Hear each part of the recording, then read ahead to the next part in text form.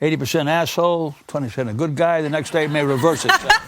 You know what I'm saying? At 94, Robert Duvall has nothing left to prove, but plenty left to say. For decades, he was Hollywood's quiet warrior, disciplined, respected, and untouched by scandal. People called him the last gentleman of American cinema, a man who carried himself with the same dignity he brought to every role.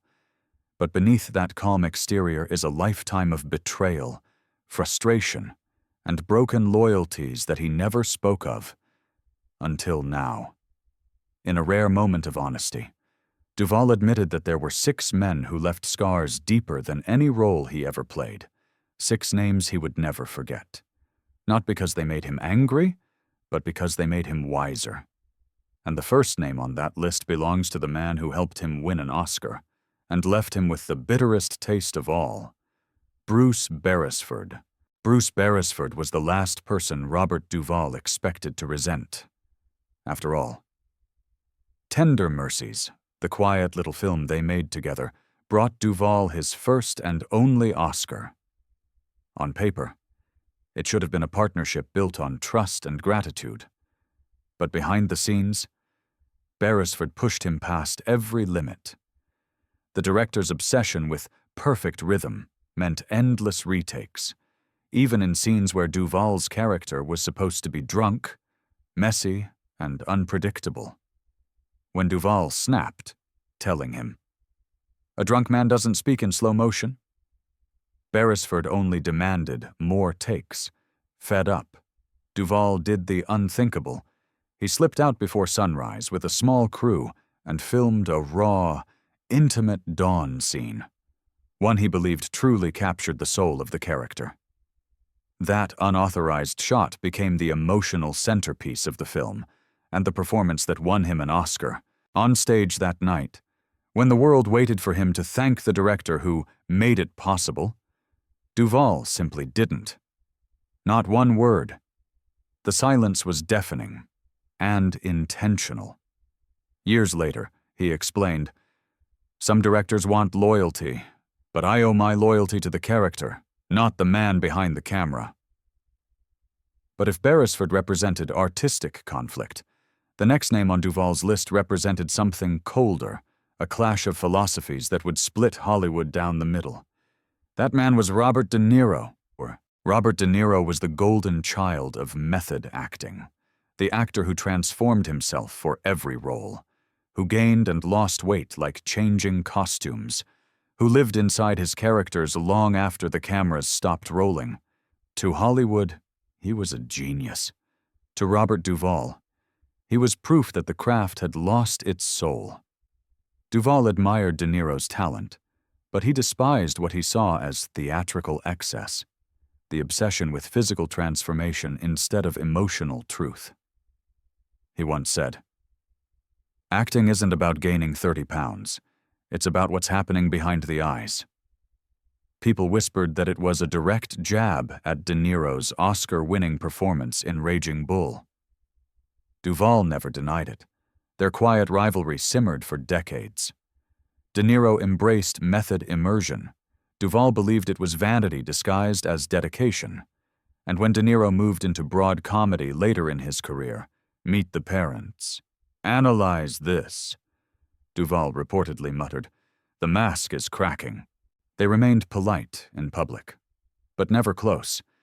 It wasn't hatred, it was philosophical war. And for Duvall, that war represented a painful truth. Hollywood had begun valuing spectacle over sincerity. But as disillusioning as De Niro was, the next name on Duvall's list cut even deeper, because he wasn't just a fellow actor. He was the most powerful director of their generation, and he was Stanley Kubrick. Stanley Kubrick was the kind of director actors whispered about. A genius, yes, but a genius wrapped in ice. To Robert Duvall, he represented the darkest extreme of filmmaking. Perfection without humanity. Duvall never worked directly under Kubrick, but the stories were enough to disgust him. Endless takes, emotional breakdowns, and a level of control that bordered on psychological warfare. The final straw came when Duvall watched behind-the-scenes footage of The Shining. Shelley Duvall, no relation, but a colleague nonetheless, was pushed to her breaking point, forced to perform a scene 127 times, her hands shaking, her eyes swollen from tears. Stanley Kubrick stood off-camera, unmoving, demanding more. "That wasn't directing," Robert Duvall said later. "That was cruelty dressed up as art." Years earlier, Kubrick had invited Duvall to discuss a potential role in the Aryan Papers. They spoke for half an hour.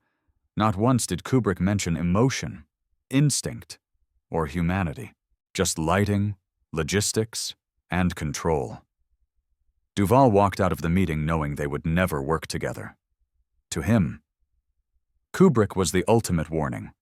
Brilliance without compassion becomes tyranny. But while Kubrick chilled him, the next man devastated him, not as a director, but as a legend who betrayed the craft they both worshipped. And that legend was Marlon Brando. Marlon Brando was the giant Robert Duvall once worshipped. Before The Godfather, before the fame, before Hollywood turned them into legends. Duvall was just a young actor studying every flicker of Brando's face in On the Waterfront. Brando was the reason he believed in acting, the reason he believed it could be truth. But when they finally worked together, Duvall saw something he wished he could unsee. On set, Brando arrived hours late, refused rehearsals, and insisted on having his lines taped to the walls. The furniture, even to other actors. What Duvall had hoped would be a masterclass felt more like watching a god parody himself. The worst blow came when Brando ad-libbed jokes during emotional scenes, ruining takes and throwing off the rhythm of the film. Crew members chuckled nervously, but Duvall didn't. This wasn't genius. This was carelessness masquerading as brilliance. And then came the Oscars. Brando refused to accept his award for The Godfather, turning the moment into a political spectacle. Duvall never forgave him for hijacking the cast and crew's hard work. "He turned our film into a protest sign," he later said. By the end, the man Duvall once idolized had become the man who shattered his faith in heroes. But even that betrayal paled in comparison to the next, because the next man wasn't just a legend. He was family. And his name was Francis Ford Coppola. Francis Ford Coppola was the man who discovered Robert Duvall, the director who looked at a young, unproven actor in 1971 and said, "You are my Tom Hagen." For Duvall, Coppola wasn't just a filmmaker. He was a mentor, almost a father figure. Together, they created moments that shaped American cinema. But brilliance often comes with chaos, and Coppola's chaos cut deeper than Duvall ever expected. During Apocalypse Now, Coppola pushed the entire cast and crew to their breaking points. Duvall nearly collapsed from heat exhaustion during the iconic napalm scene. But all Coppola said was, "Do it again. The light isn't right." That was the moment Duvall realized the man he admired saw art first and people second. The final blow arrived years later when negotiations began for The Godfather Part 3. Pacino was offered $5 million. Duvall? Just one. Coppola didn't fight for him, didn't call, didn't defend the man who had helped elevate his masterpiece. And with that, the bond was shattered. "Loyalty," Duvall said, "only matters until the contract arrives." But the deepest cut of all was still ahead, because the next name wasn't just a partner or a mentor. He was the brother Duvall thought he'd have for life. Al Pacino. Al Pacino was the wound that never fully healed, long before The Godfather turned them into icons. Pacino and Duvall were just two hungry young actors sharing cheap apartments, bad coffee, and big dreams. They weren't friends. They were brothers.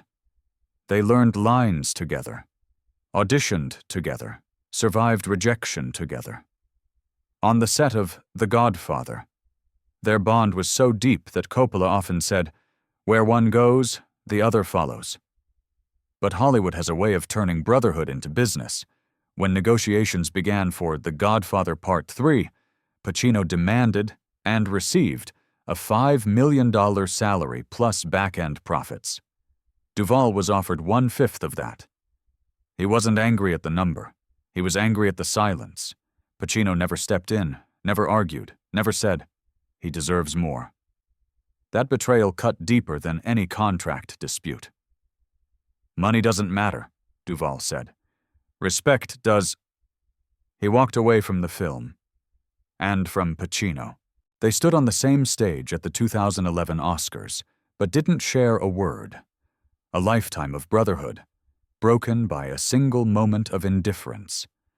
And as Duvall looked back on all 6 men, one truth lingered. These weren't stories of hatred. They were stories of survival. In the end, Robert Duvall realized that the 6 men he could never forgive were not villains. They were lessons. Each one had carved a mark on his life, shaping him into the man he became. Disciplined, guarded, and unshakably honest. From Bruce Beresford's cold perfectionism to Al Pacino's silent betrayal, every encounter taught him what Hollywood truly was, a place where loyalty is fragile, egos are massive, and respect is a currency far rarer than fame. Yet Duvall never let bitterness consume him. Instead, he chose distance. He walked away from toxic sets, refused roles that required him to sacrifice integrity, and built a career defined not by popularity, but by principle. At 94, he speaks not with anger, but with clarity, the clarity of a man who has lived long enough to see illusions fall apart.